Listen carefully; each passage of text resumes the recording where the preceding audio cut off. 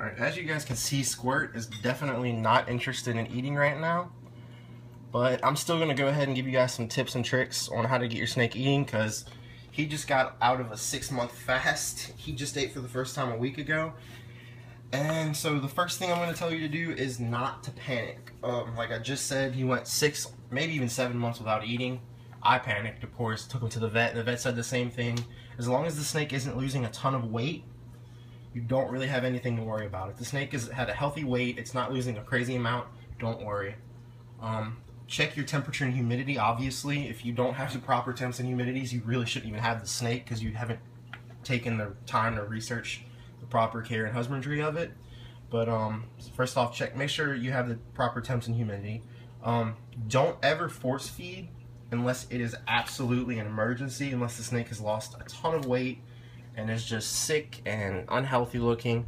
But it should be an absolute last resort. It does more harm than good most of the time.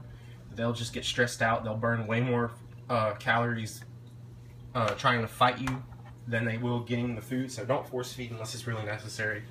Another thing is try to offer a different type of food. Squirt, he's always ate live mice his entire life.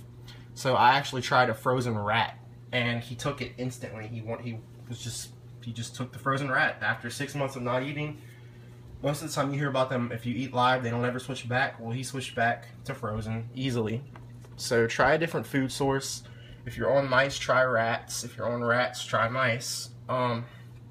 Sorry guys, he's kind of not cooperating with me. But so try a different food source. Also feed at night. They're nocturnal animals, so they feel much more secure at night than they do in the day. If you have one, you notice they're much more out and about at night.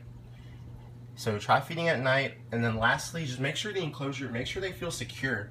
If you have a giant fish tank, aquarium, or something like that, you definitely, if you don't have another place to put them that's smaller, definitely make sure that they have a lot of hides and they feel secure. Because if they don't feel secure, they're not going to eat.